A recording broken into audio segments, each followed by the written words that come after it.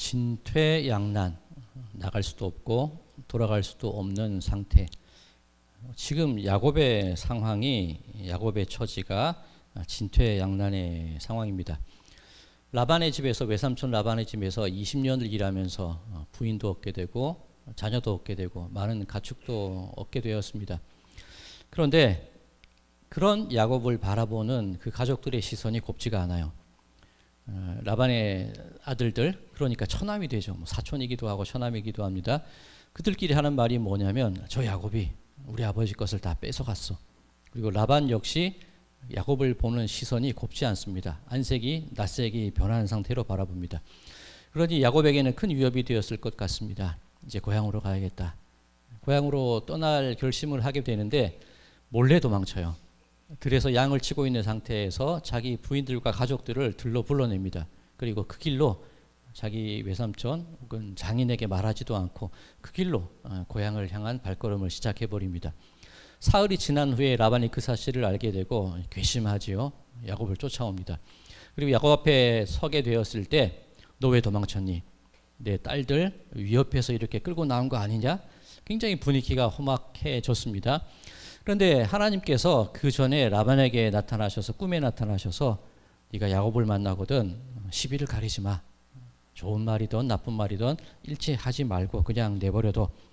하나님께서 그렇게 일러두셨기에 망정이지 자칫 위험한 순간이 될 수도 있었습니다. 그 자리에서 야곱과 라반이 언약을 맺게 되는데, 돌무더기를 쌓고 돌 기둥을 세우고 언약을 하는데, 언약의 내용이 무엇이냐면 우리가 어떤 악의적인 뜻을 가지고 이 돌무더기, 이 돌기둥을 서로 넘지 말자, 그런 언약을 합니다. 뭐 좋아서 언약이지 다르게 생각하면 나 너 안 쫓아갈 테니까 너도 돌아올 생각하지 마, 그 뜻이 되는 겁니다. 그렇게 삼촌 그리고 장인의 집을 도망치듯이 떠나온 야곱, 눈앞에는 형 에서가 400명의 군대를 이끌고 자기를 향해 오고 있다는 소식을 듣게 됩니다. 형을 속이고 아버지를 속여서 장자권을 얻어낸 그 일, 수십 년이 지났는데도 그 앙금이 아직도 남아 있는 것 같습니다. 진퇴양난. 형이 무서워서 도망치려고 해도 뒤에 처갓집으로 돌아갈 수 없는 상황. 그렇다고 해서 계속해서 앞으로 나갈 수도 없는 상황. 이것이 지금 야곱이 처한 현실입니다. 성경에서 족장들이라고 하면 아브라함, 이삭, 야곱, 이 족장들이라고 하는데, 족장들의 죽는 이야기, 그리고 족장들의 아내가 죽는 이야기도 성경에는 다 기록이 되어 있습니다. 그런데 야곱의 어머니 이삭의 아내 리브가의 죽음에 대해서 성경은 아무런 기록도 하고 있지 않습니다. 왜 그럴까요? 이 리브가 어떤 여인입니까? 자기 아들, 둘째 아들 야곱을 축복받게 하기 위해서 그 남편과 아들을 속이자, 그 계획을 짠 게 어머니입니다. 그리고 그 에서의 위협을 피해서 야곱이 도망칠 수 있게 길을 터준 사람이 바로 이 리브가였다는 거죠. 성경에 그 여인의 죽음이 나오지 않았다는 것이 어떤 의미가 있냐면, 누구도 그 여인의 죽음을 애도하지 않았다는 뜻입니다. 그렇다면 야곱 역시 자기네 어머니의 임종을 지키지 못했다는 의미가 됩니다. 이후에 오히려 이 리브가의 유모가 죽는 이야기가 나와요. 리브가 그 여인 자체는, 그 여인에 대한 죽음의 이야기는 없는데 오히려 유모가 죽는 얘기가 나온단 말이에요. 그리고 그 유모가 묻힌 곳을 성경이 뭐라고 하냐면 통곡의 상수리 나무, 그렇게 그 지역을 부릅니다. 야곱이 통곡했다는 겁니다. 우리 어머니를 보내지 못한 그 아픔, 어머니의 유모의 죽음 앞에서 통곡할 수밖에 없었던 그 야곱의 모습을 보여주는 그 말이라고 할 수가 있습니다. 그럼 야곱이 대체 어떤 인생을 살았기에 처갓집도 가지 못하고 형에게도 환영받지 못하고 그리고 자신의 어머니의 죽음조차 보지 못했을까? 어떤 인생을 살았기에 이렇게밖에 살아갈 수 없었을까? 그런 의문을 가질 수밖에 없습니다. 앞만 보고 살았어. 최선을 다해 살았어. 나름대로 열심히 살았어. 그게 야곱의 모습이지요. 자, 이 야곱의 이름, 야곱이 왜 이런 인생으로밖에 살 수 없었을까? 그 원인을 그 이름에서 찾을 수가 있습니다. 이름의 뜻이 뒤꿈치를, 발꿈치를 잡았다, 그 뜻이죠. 야곱과 에서는 쌍둥이입니다. 이란성 쌍둥이입니다. 태어났는데 날 때부터 형의 발꿈치를 잡고 태어나요. 야곱의 마음 습성이 잡는 사람이라는 겁니다. 어떻게든 복을 받기 위해서 형을 잡고, 외삼촌에게서 아내를 얻기 위해서 아내를 잡고, 재산을 얻기 위해서 재산을 잡고 그렇게 온통 움켜쥐며 살아왔던 인생이 야곱의 인생이었다는 겁니다. 자, 그 결과가 무엇이냐? 오늘 본문 21절에서 24절 중반절까지입니다. 그 예물은 그에 앞서 보냈고 그는 무리 가운데에서 밤을 지내다가 밤에 일어나 두 아내와 두 여종과 11 아들을 인도하여 야복나루를 건널세 그들을 인도하여 시내를 건너게 하며 그의 소유도 건너가게 하고 야곱은 홀로 남았더니 형이 군사를 이끌고 오는 것 일종의 방어책이죠. 그 방어력을 극대화하기 위해서 몇 무리로 나누어서 먼저 가족들을 보내는 겁니다.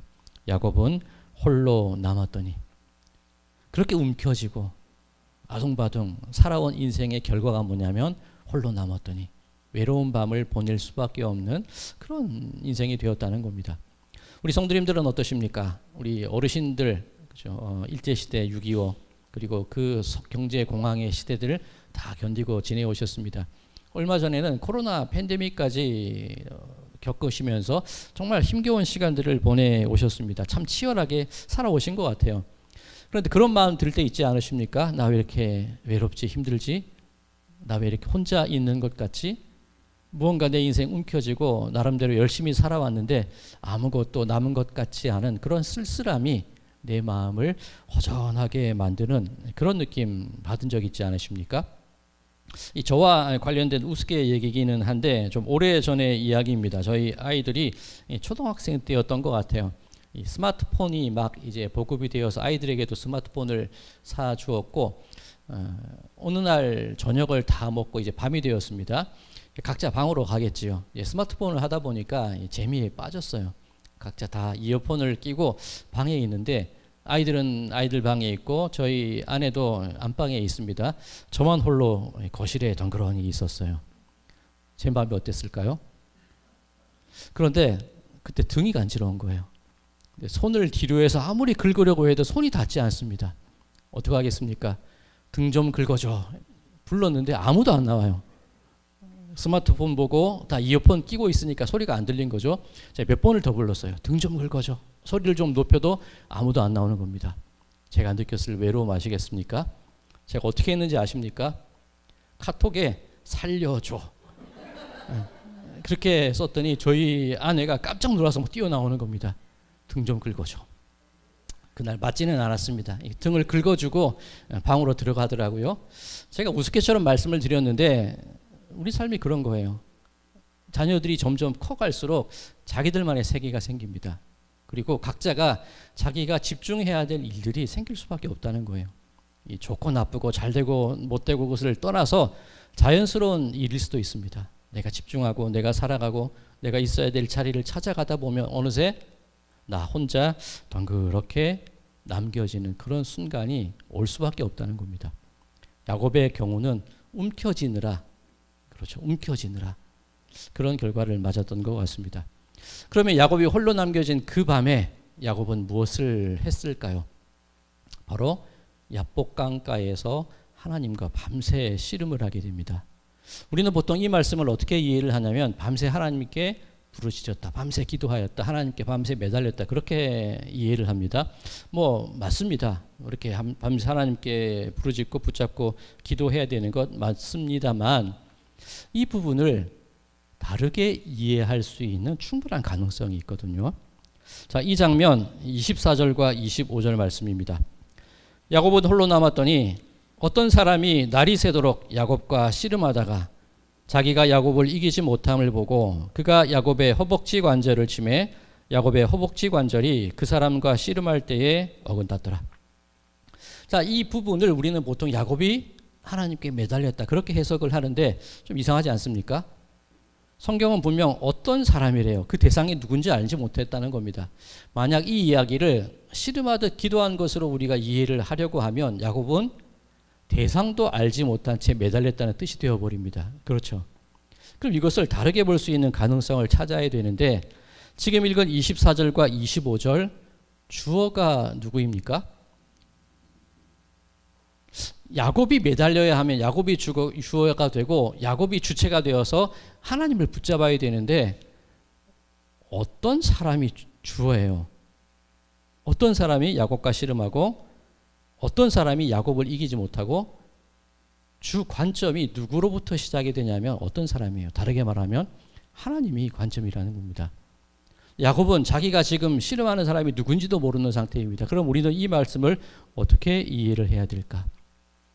야곱은 지금껏 세상 가치를 움켜쥐고 살았습니다.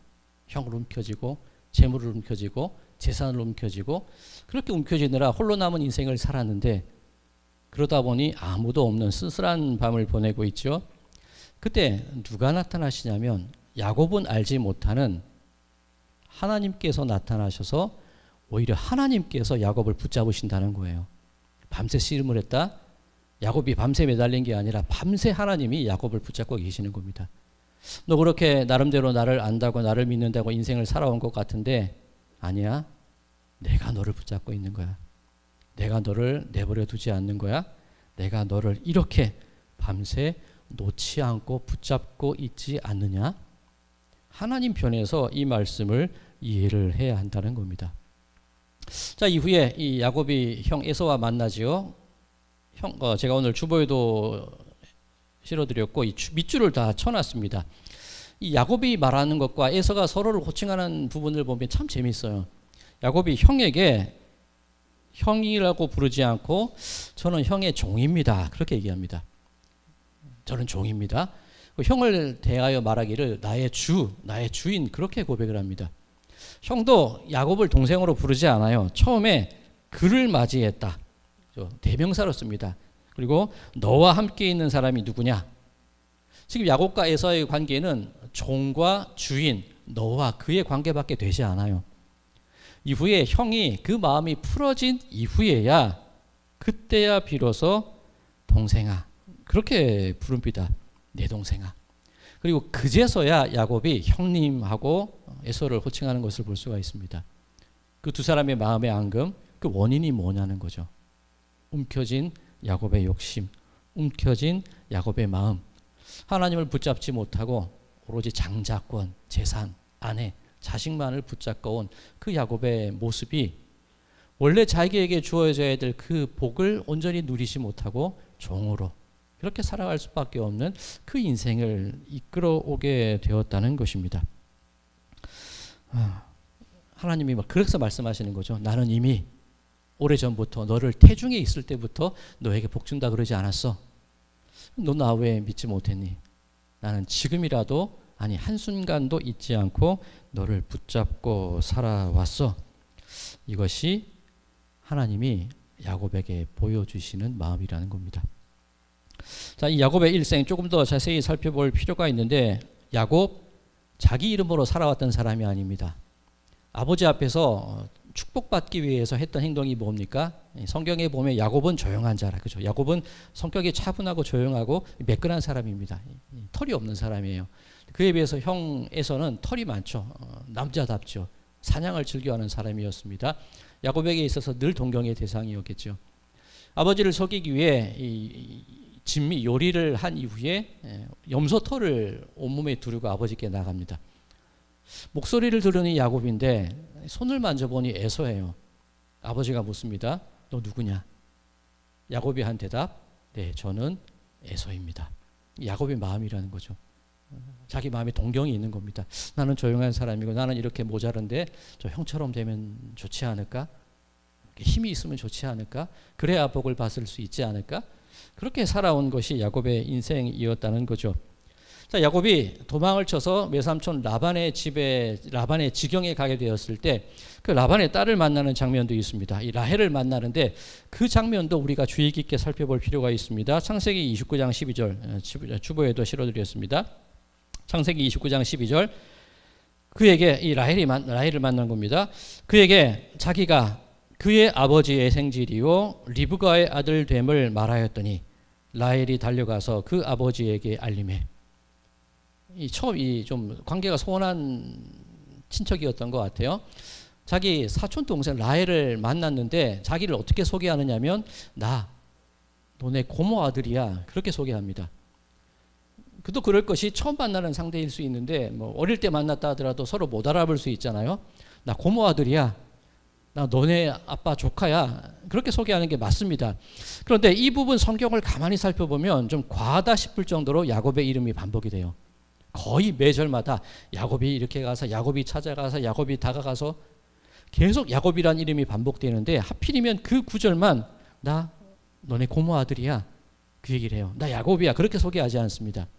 즉 사회적인 관계 속에서 야곱이 자기 자신을 라헬에게 소개하고 있다는 거죠.